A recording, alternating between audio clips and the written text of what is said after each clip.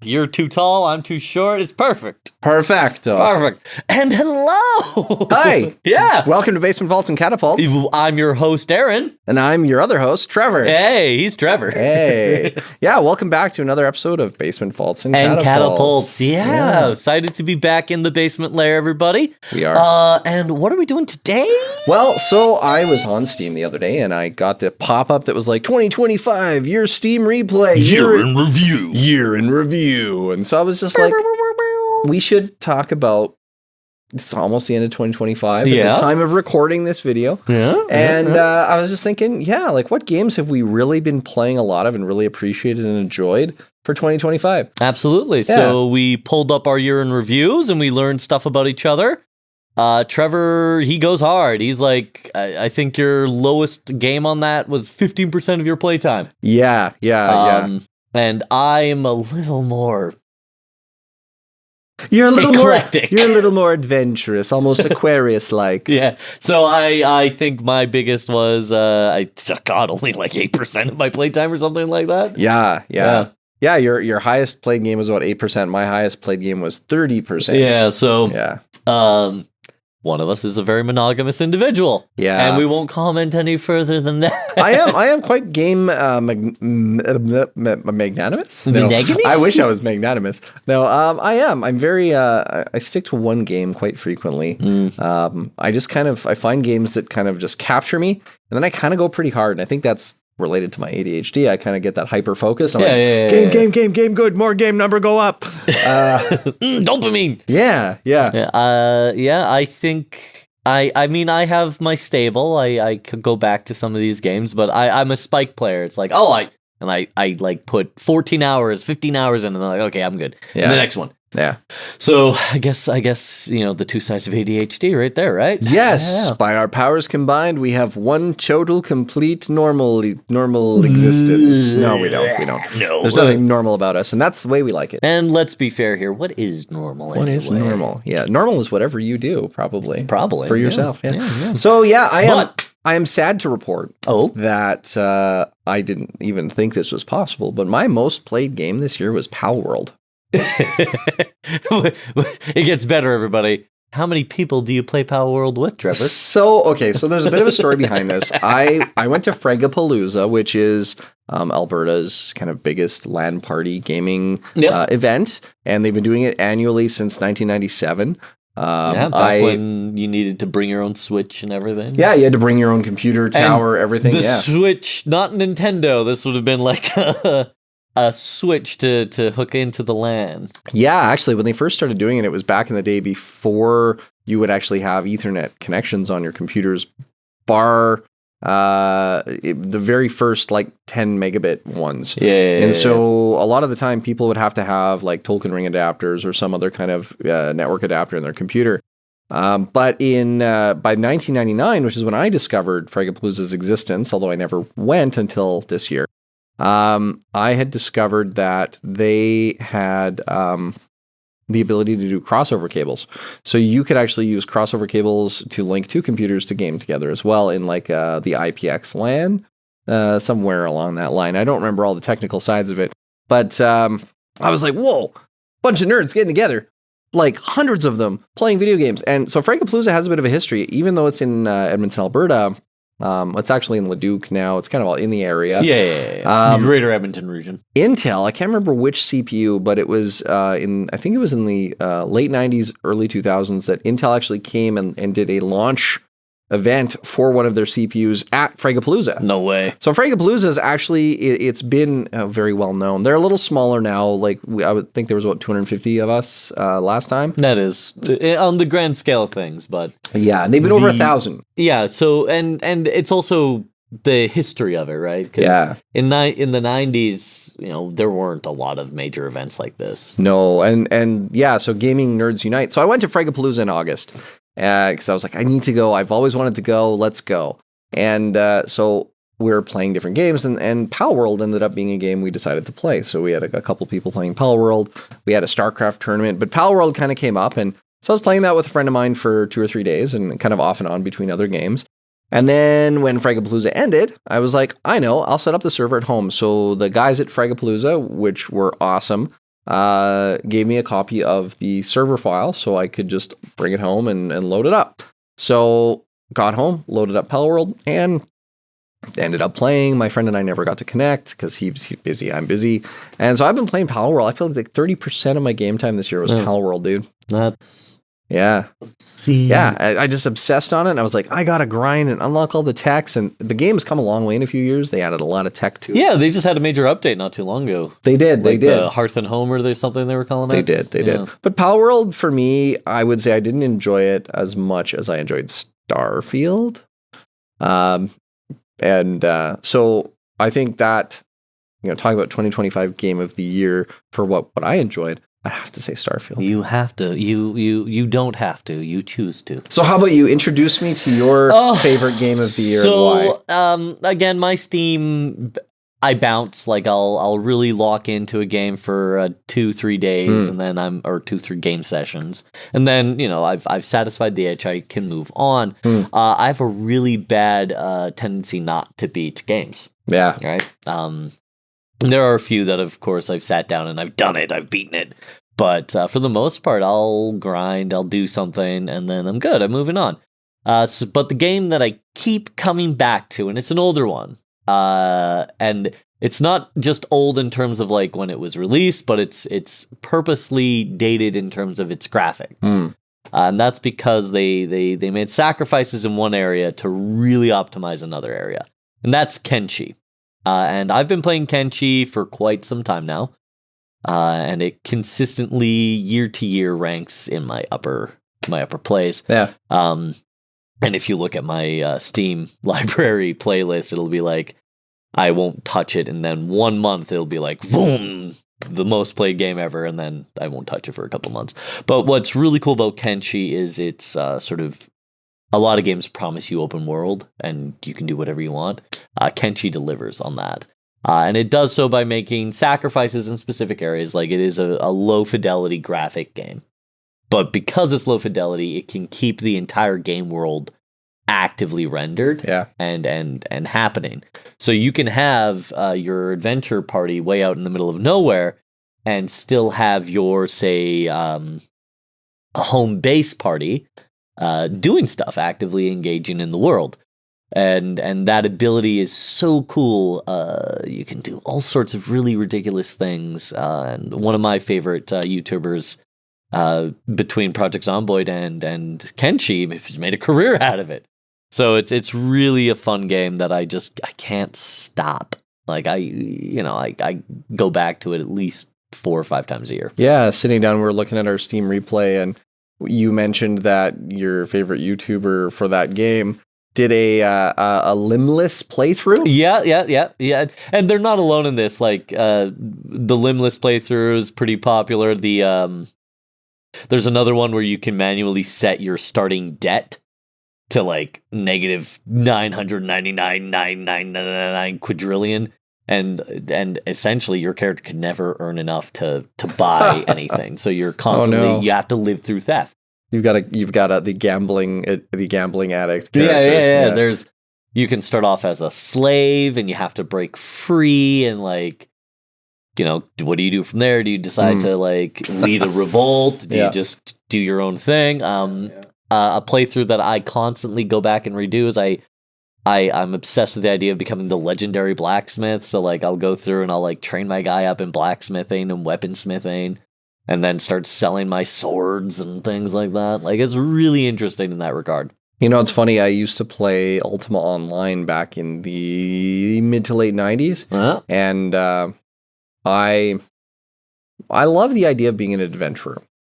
But as you know, and now I prefer playing the mage character or the magician, the sorcerer, right? And that's kind of always been my thing. I've always been kind of into that world of magic. And so I decided, though, that with Ultima Online, the economy was thriving. The game had been out for quite a while when I got on board. So I just decided to become a blacksmith. And people would bring me ingots. And first I started just mining and farming ingots, and then I started becoming a blacksmith. And people would literally bring me like tons of stuff and tons of gold and be like, make me armor. And it was kind of fun to just play a game where you just run a little shop, you're Yeah. just a blacksmith. You're just chilling. Yeah, that was really cool. And I loved in Skyrim the same thing. If you work up your alchemy, you can build like potions of blacksmithing. And then you can put the potions of blacksmithing onto your blacksmith gear and then make potions of alchemy that you put on your gear to make an alchemy set so that you can make better potions of blacksmithing. Yeah, and so then it became this feedback loop. Yeah, and you yeah. go to like 9,999% up. Buffs, Yeah. I got to the point where I made like the ultimate Skyrim gear, and this is like hundreds of hours into the game. But the idea of like just blacksmithing, there's something a little bit just therapeutic about it. Yeah. Creating. It's pretty nice. So he shows me this Torsolo. Oh my gosh. And because I'm like, no way. A game that lets you start a limbless playthrough and literally load up the video for this YouTuber.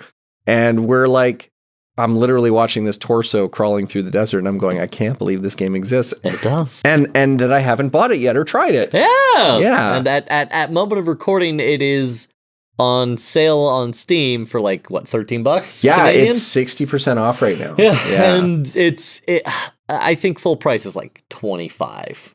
It was like 38 Canadian or something. Yeah, okay. Yeah, but it's a good deal. I think it's like $13. So Kenshi. It's almost constantly on sale, by the by. Like, Yeah. So what I wanted to do is we kind of discussed it and we thought, let's do 2 kind of split episodes. So we'll do one to cover Kenshi. And one to cover Starfield. And you've never played Starfield. I've never even touched it. Yeah. It's still strong, but when it was particularly rough in my VTuber days, when I would watch a lot of VTubers, I watched, I think, Amelia Watson play like the first 5 minutes of it, so I'm not totally going in blind, but I don't really know anything beyond you start in a mine shaft. Yeah. So today we'll be touching on Kenshi. Kenshi was released in 2018. 2018. Wow. It's an oldie but a goodie. Oldie but a goodie. You know, time slips by so quickly. Kenshi 2. Still in development for the last 6 years. You know what? Kenshi 2, if Kenshi is as good as it appears to be, I'm down. I was reflecting on how quickly time goes by because we're almost at the end of 2025. It is true. And I was looking back and I was like, yeah, remember when The Witcher 3 came out? That was like 2015.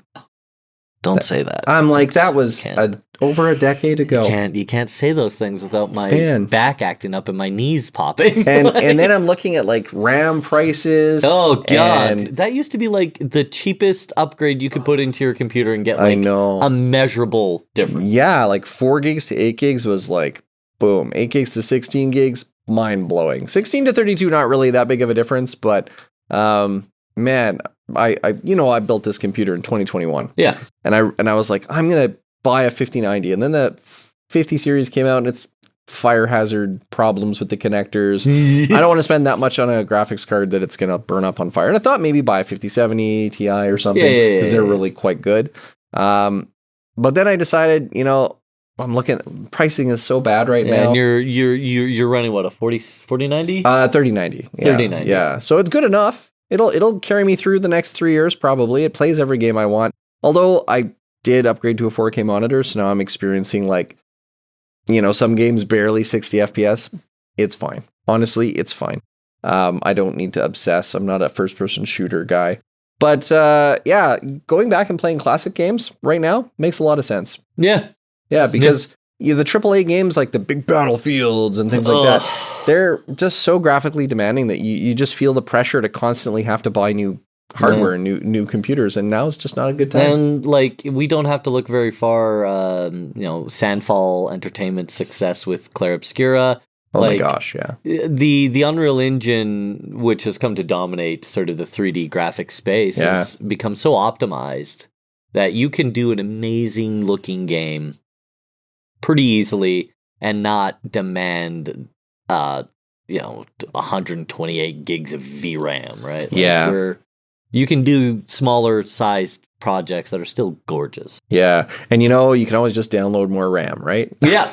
You wouldn't download a computer. Yeah. So anyway, I look at the landscape of computing right now and the new Steam console that they're building. Oh, the Steam box. The Steam box, the Steam PC. Which is, it's a PC. It's going to have 8 gigs of RAM. Yeah. So there's going to be some games that it doesn't play well. No. But and isn't it creating AMD? Like, isn't it using an AMD? I believe it's AMD processor. Yeah. So then the cool thing is that they're releasing this, like, I guess the bulk average of people on Steam still only have 8 gigs of RAM. So playing a game like Kenshi, which has, like, it can run on a potato. Literally. Yeah. I play on the key end gauge. I play on the potato. Look, comrade dog. It's sometime if I leave it on desk long enough, it turns into vodka. It's a good time. Good time. So Kenshi. Kenshi. Yeah. Kenshi. So we're gonna go play some Kenshi. Yeah. And we'll come back and talk about it. And absolutely. See what it's like. See what it's all about. Full disclosure, Kenshi is a grind. So we're gonna see if maybe we can do some acceleration stuff to get Trevor into the meat of it, or maybe we'll just do it pure vanilla and like let him get his ass kicked a few times. What I'll probably do is spend some time tomorrow playing it and just include some of that footage potentially. Yeah, it's a possibility. Yeah. So, all right. Well, let's go play some Kenshi and let's come back and talk about Kenshi time. Kenshi time. Fade. Magical fade. Ooh. Well, welcome back. I'm sorry. Well, welcome back. Welcome back. Because we live in Alberta, it is now getting dark outside. It does that so fast. Oh my gosh. It is 4:00 in the afternoon. 4 p.m. Yeah. The sun is setting. The sun is setting. And as the sun sets on playing Kenshi, wow, what a game. What a game. I gotta tell you, I was not prepared for just let your guy get beat down by like 20 bandits. Yep. Yeah. So, I mean, this game's got a game style that I really like, I really enjoy, which is, it's like the old school RPG kind of UI, your inventories, your backpacks. Graphics definitely are very simplistic, but my goodness, man, starting out where you're like, oh yeah, you have nothing, maybe 1,000. Yeah, you had $1,000, $1,000 I think a club, and no weapon at all. Or no, we had like a stick thing. Yeah, like a little stick like and pants. Stick. Yeah, and pants. We had pants, and man, like getting out there, and so there isn't really like hey, there's this story and there's this thing happening in this world and you're going to be the hero. This is more just like, so you exist in this world and you need to figure it out and make it whatever you want it to be. I know a lot of people, a lot of different gamers, some enjoy that kind of a game where it's truly open world, where it's like you have a character. It is not on rails. There is no particular story that you need to follow. Although I'm sure there's going to be like world events. And to that point, there are some really cool, they call them world states. Nice. So each faction has a leader. Yep. And if that leader dies, then the world state changes. So for example, if you were to kill the Phoenix Lord, who is the leader of that hyper-religious group we were talking about. Yeah. If he dies, then the Shek move into a lot of the territory and take over a lot of the towns. Nice. And you start seeing these enemies spawning called Fallen Paladins. And Paladins are, of course, the army. They're the army. Paladins are always like your top tier warriors. Yeah. And Fallen Paladins, they're a little rougher. And they're more like bandits in a lot of cases. So it's these world states exist and they do change depending on your actions in the game. Yeah. And there are story threads that you can go into and be like, oh, okay, so the Shek are at war with these guys. I think they're the Okarn's followers. Anyway, they're at war with them. So you can side with the Shek or the Okarn and like follow that storyline, if you will. Fair enough. Yeah. So, I mean, we got to experience a little bit of the game. We kind of got in and did some saves coming and some cheesing, Listen, man, if quick save is an option, it is intended to be used. Right. What I liked about the game is like building your skills happens just by using them. And there's a lot of RPGs that follow this mechanic. But what I really appreciate about it is if you're going to put on really heavy armor and then run around, your strength builds up over time. And so strength training is a thing. Weight training is a thing. Building up the ability to carry more is a thing. And so, you kind of start as like you are a nothing and a nobody, and you need to build up your skills, build up your strength. we found that like just sitting and picking locks for like, however long we were picking locks for, you see the skill building up, and the chance to pick a lock gets better as we were successfully stealing things through saves coming. There's always that small print, right? Yeah. We could see the thievery skill go up. So that's really cool. Now, I don't really know much about what's happening in the world. We visited 2 towns. We visited a rebel base. The hub? The hub where we could basically, it's like run by criminals, and we can... it's the Shinobi gangs, one of the Shinobi gangs headquarters, and they're like the Thieves Guild. Yeah, because a lot of those were like ninjas. Yeah. Ninja. And it was funny because you mentioned Naruto running at one point when you get really good at your sneak skill. Yeah, when your sneaking athletics get high enough, you do like that Naruto run with your arms behind your back. Which I got to experience because I got beat to within an inch of my life, and then had one arm just kind of flailing behind me as I ran in the wind. Yeah, there was that too, yeah. Man, that was good. So yeah, I mean, as far as we played for about an hour, give or take, and so my initial thought on it is, it's what I would want out of an RPG. I enjoy the open world. I enjoy that you're just kind of dumped in. There's no like, go rescue the princess from the tower, or there's a dragon that you saw in Riverfell, or whatever. Yeah. It's just basically like, figure out the world on your own. The map is pretty big. The map is huge. And I discovered very quickly that running through the map, trying to get to the next town, there's dangerous bandits patrolling. Yeah. And they're just hungry. They want to steal your food. And they just beat you up within an inch of your life. Now, I got to ask, is there a point? So there's like 15, 20 bandits, and they're just gangbusters, right? Yeah. So is there a point where I could take out that entire gang? Oh God, yes. You can get your character to the point where you can wipe out an army of 25, 30 men. Nice. And that can look like a few different things. You can get your martial arts to that point. Yeah. You can get. I love using this weapon called the Falling Sun. Okay. And it's just essentially this giant curved monstrosity of a weapon.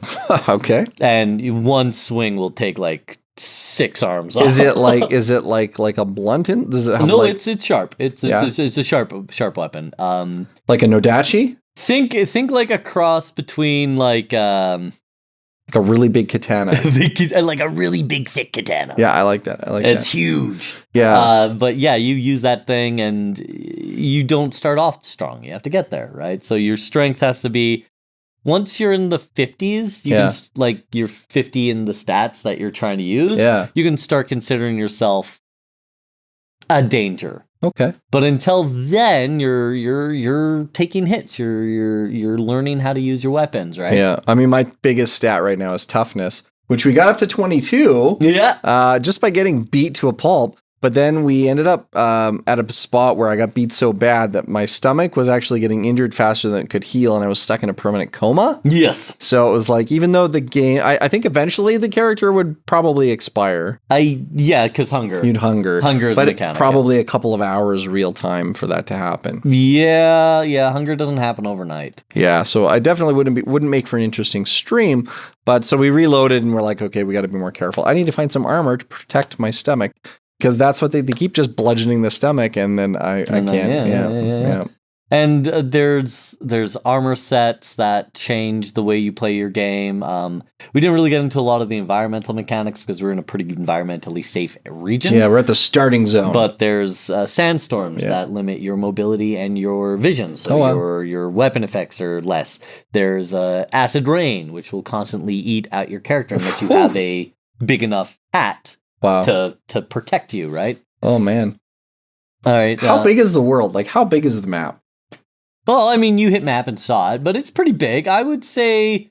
So that was the whole map? Yeah, that was the whole map. Okay. I would argue it's perhaps as big as Skyrim.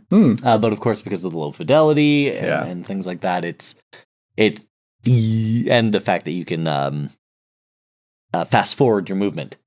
It feels different. I'm assuming we can hunt and trap animals or hunt and make them beasts of burden? We can hunt and you can purchase beasts of burden. Okay. There's probably an enterprising individual who's put out like a tame wild animal mod. Okay. The modding community is very robust in Kenshi. Nice. and surprisingly global. Like for every American modding, there's a Korean modding. Nice. There's Japanese player bases that mod. Nice. Well, for a game that came out in 2018, it's got to have pretty good backing. Yeah. It does. It has very good backing, and the development team is Kenshi is not dead per se. It's still being supported, but it's not getting any new like content or anything like that. Is Kenshi 2 being made by the same developer? Yeah, Lo-Fi Studios. Okay, nice. Yeah. Nice. And that's kind of an ongoing joke in the community. Is like TM soon. Yeah. Right. But Unreal Engine 5. Yeah. No. Doubtful. I think they're still using their in-house engine. Just that's cool. Cleaned up. As long as they take the physics engine out, because the new graphics cards don't support it anymore. Yeah. Well, they don't support Havoc. We're gonna be buying physics cards again. Oh god, it's gonna happen. It's gonna happen. No, yeah. No. So $600 for 64 gigs of RAM right now. Oh, I know. It's actually it's getting worse. It's like Canadian, like $1,200 for a 64 gig kit, depending on which kits you're buying for DDR5. Yeah, it's brutal. So how far have you gotten in Kenshi? Like, how much have you built up your characters? So let's look at my most recent run. I was doing a swordsman run. So I got my katana skill to 75. My strength was at about 89. And I remember that because getting from 1 to 80 is actually pretty quick. Okay. Relatively speaking. But 80 to 100 is exponential. Like, to get to 1 to 80, you can do. Yeah. And then 80 to 81 is the exact same amount of time it took you to get from 1 to 80. Oh, boy. Like, it gets crippling. But that's probably because once you get above 80, you're just like a force to be reckoned with. At 80, especially in the attack stats, there's not a lot of characters that can even compete with you, right? Cool. Right on. So I had my katana up. I had my heavy weapon up because I was using the Rising Sun, or is it the Falling Sun? Either or. Right. Either or. I think it's the Falling Sun now that I've said it. I will find said weapon, and then I will say, "This is the weapon name." This is the weapon name. Thank you. Insert here. This is a game I could lose a lot of time on. You can. And then my goal was I wanted to take out Cat Lon. Okay. Now, Cat Lon is a world boss. He is a skeleton. And as you progress through the world, there's like hidden lore, and you find things out like this is now the third empire that's sort of in. And the first empire fell because of their technology. Okay. And the second empire fell because of rebellion. Now the third empire is sort of picking up these pieces, which is why like you have so much rusted and everything looks broken. Yeah. Right? And Cat Lon is a skeleton general of what is believed to be the second empire. Okay. He's gone completely insane. And he lives out in the bottom, like, bottom south. South left? Never eat. Southeast of the map. South right, okay. Southeast of the map. Bottom right, yes. Bottom right of the map. And he is one of the hardest fights. Yeah. So I got my character to the point where I could beat him because there are legendary weapons in the game called Edgewalkers or Cross, I think. Anyway, they were made by this legendary blacksmith. Yeah. And certain world bosses, certain leaders have these legendary weapons. Nice. And he had the Rising Sun, so I wanted it. Give it to me. And I managed to kill him, but when you kill him, all of his thralls attack you, and I just wasn't a match for like 75 guys coming at you in one go. So, well, hey, man, I look forward to giving the game a shot. I think, overall, let's talk about ratings. So like out of 10, right? Okay, yep. Graphics and art design, like I'm going to throw it at like a 5.5. That's more than reasonable. Honestly, it's passable graphics for what it is. I actually think the character creator is kind of fun. Although you don't really... We made Gollum. We did. Yeah. We don't really get a close-up of the character like in much of the gameplay. You can kind of. The camera kind of like maxes out at a certain angle, so you can't really get right in on your character.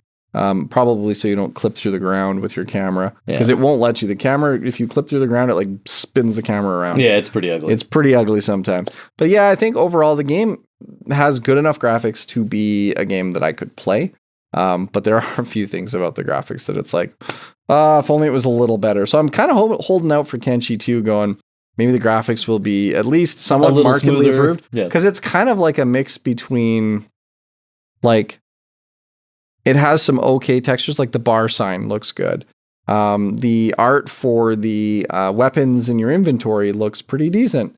Everything, but then you get into the world and it's kind of like Knights of the Old Republic. Yeah, like KOTOR 1. KOTOR 1 graphics where everything's kind of blocky, and maybe a little better than KOTOR 1, but like definitely not beyond like Jedi Academy or something, or Jedi Knight. Well, everything, like, it's not blocks, right? Like, everything is kind of sculpted and smooth in that regard, but it's very I'd say PS2 era. PS2, yeah. It's very low effort graphics, but I can see what you said at the beginning, which is they decided to put their energy and effort into the game itself, not so much into the graphics. And I mean, when you've got a budget for a game, you can either put it towards paying really expensive artists, or being, boycotted by us by using AI. Yeah. Or you just say, look, this game isn't about the graphics. It's about the gameplay mechanics, and it's about the intrigue and the world building and the points of interest and the bandits beating the bloody pulp out of you every chance they get.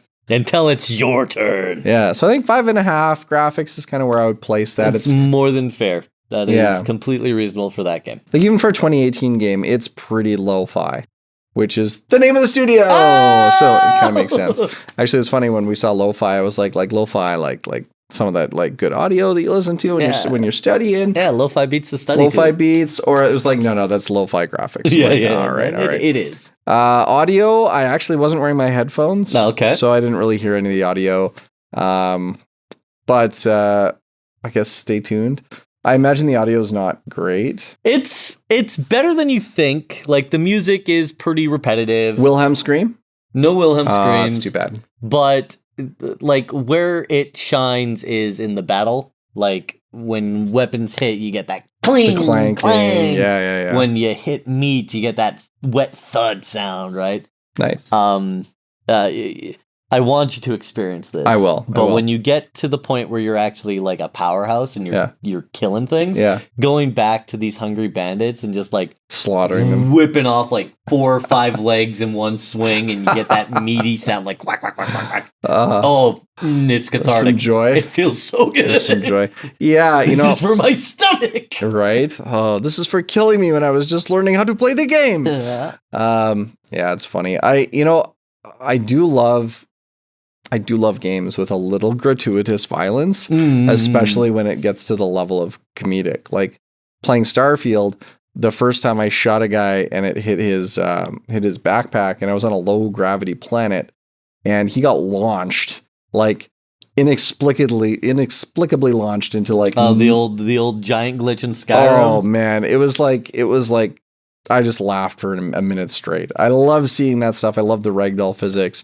And I'm kind of hoping that I don't end up in any battles in Kenshi where I do lose an arm or a leg. But prosthetics are a thing in game universe. You can replace those. It could happen. In some cases, not the entry level stuff, but like the higher end stuff, they're better than flesh. Yeah.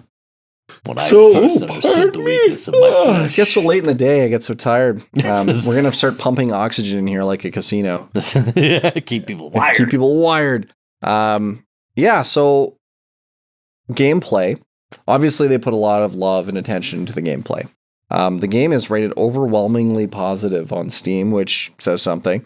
I really appreciated the gameplay. I like the intricacy of you do have a limited inventory. You can't just like stack a million iron and carry them.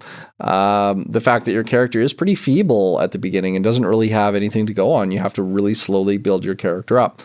I really love it because it allows you to not only kind of have your own backstory, but kind of create your own story of what is your character's motivation? What do they want to do?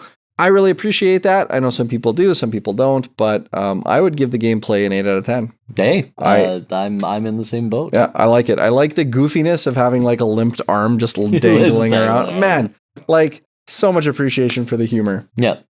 No, absolutely. And fun, yeah. I mean, just in the 1 hour of playing it, I did have quite a bit of fun. I would think I'm going to have more fun with it the more I get into the game, but I give it a 8 out of 10. And we were kind of doing some speedrun strats to get you into a position, but like half of the joy of Kenshi for me is creating your own objective. Yeah. Right? Like I want to become a blacksmith. Yeah. And now in game, you can only ever get to, I think, Edgewalker.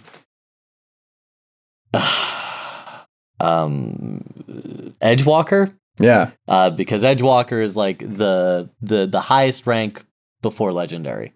Okay.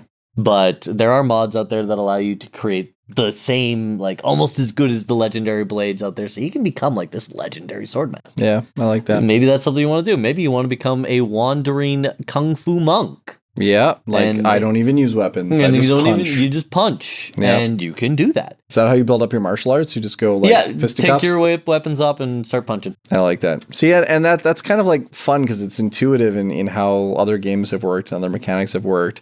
I got to admit though, on the side of fun, 8 out of 10, definitely. But had I not had you there, it could be very frustrating to help introduce me to the game, I would have maybe went like the Dark Souls route with this game and went like, okay, I just got beat up because it's not necessarily intuitive to me that I'm going to fall into a coma and have to wait to recover. I probably would have just reloaded a save and got stuck in an anger loop where I'm like, oh, I just keep getting beat by these bandits. What the heck? And I would have had to, of course, learn to avoid bandits, which means I would have ended up playing the game with 0 toughness the entire game. No, you would have you would have started getting toughness slowly through, because you would have eventually started fighting with like a sword, right? Yeah. And you would have slowly been gaining toughness that way. But Kenshi at its heart was meant to be a squad simulator. Yeah. So like you notice you could hire a guy, right? Yeah. So you're supposed to consider that in any combat. Yeah. So it's not unusual to run around with like 5 squad members or something like that. I just want to get a katana and I'll be a Ronin. Just going to town? All lonely by myself. Yeah, absolutely. Yeah. And then there's the weapon 1, weapon 2 slots. Weapon 2 you use indoors or when your arm has been damaged, so you can't use a two-handed weapon. Yeah. There's no good way that I know of to swap between weapon 1 and weapon 2, which is too bad. But it is what it is. It seemed to be pretty automatic. Like when I was in that one fight outside of the bar with like, it's like, hey, there's a fight going on that I'm not involved in. Yay, fight. And you just jump in and start pummeling. And then my arm got damaged and he switched to the one it'll weapon. Do that pretty quick. But like if you were say, oh, I want to level up my katana skill, katanas are a weapon 1 slot. Oh. So what if you have no weapon 2? If you have no weapon 2, it defaults to weapon 1.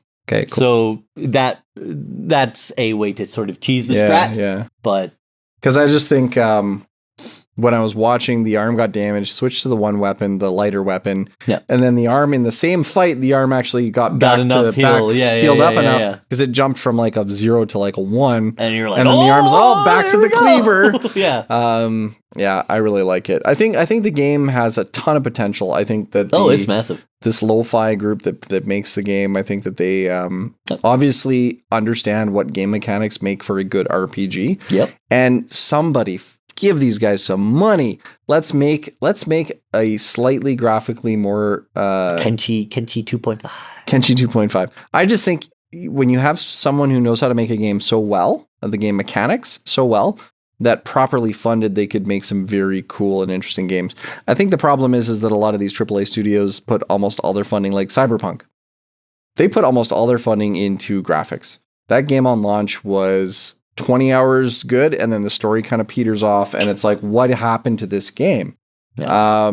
And you're driving through cities that look pretty, but there's nothing going on. There's no NPCs. Like, there's entire dead zones when this game launched that there's nothing to do. Yeah, the cops spawn instantly. You're like, what is this? They just spawn out of nowhere. Yeah, so I mean, like, game mechanics, and don't get me wrong, I like Cyberpunk. I probably will never finish it because I find 22 hours in, it just gets boring. Mm-hmm. I just... Well, we've had this talk. For me, it's a tough sell to tell me that I'm already dead. Yeah. But Cyberpunk is a game on rails. It's open world, but like, next mission, next mission. And the story is going to always play out the same way the story always plays out. And that gets tiresome for me. Skyrim in the same way, like, there's a main story quest and there's side quests. You can kind of go off and do your own thing and build your own narrative and then get back to the side quest when you want, or the main quest. But I find that having a game like Kenshi where you're completely open, you create your own narrative, and there really is no narrative. At least nothing I've seen so far. Again, there's like overarching building world narratives that you can kind of engage with, but you have to make the choice to engage with. Yeah. Right. So I love it. Kenshi 2 is going to go on my watch list, and Kenshi 1 was on my wish list when we started today, and now it is in my game digestion. So Trevor is down to 226 games on his wish list. Yeah, I am. Yeah. So he's cleaned his room a little bit. So if you want to buy a game off of my wish list, send an email to bfcpcontact@gmail.com, and we'll set it up so you guys can wish list buy games off my wish list for me, because I've spent all my money on microphones and cameras. It's true. Yeah. It is quite the impressive setup. Well, yeah, I'd like to have multiple camera setups at some point, but the more you watch, the more you get people to watch. The more content we can make. Yes, and then maybe some short films and other creative things that we'd like to pursue someday. Yeah. Anyway, thanks for your time, everybody. Yeah, thanks for your time. And we'll catch you in the next one. See you on the next one, where I take on Skyrim, Starfield, Oblivion, Fallout. Yay! No, he's going to be playing Starfield, which is kind of a game that I've sunk a lot of time into since it came out. And my goodness, I want you haven't played it, so I want you to. I'm going in blind, baby. So next episode, you're going to play Starfield. Yep. And I'm going to introduce you into my Bethesda fanboy hell. Can't wait. Bye. Good luck. Have fun. Don't die. Bye. Unless you're playing Kenshi. Well, no, still don't die. Just, get beat up. Just almost die. Almost die. It makes you tougher. What doesn't kill you only makes you tougher. There is a controversial opinion. Well, I don't know how controversial it is, but like a lot of people, the slave start for Kenshi is considered. Kenshi will tell you it's the hardest. But the reality is, it's actually pretty chill. Yeah. Because you're in a safe space. The guards will beat you up. Yeah. But they'll never beat you to the point where you lose a limb, because they're using all blunt weapons, and they'll heal you after they're done beating you up. Right. Oh, I like that. So you can safely train up a lot of your stats, including stealth, lockpicking, things like that. Yeah. Until you can get to the point of breaking out. Yeah. Wow. That's cool. I'm excited to play it, and so I'm going to go do that. Yay! All right. Bye. Bye. For reals.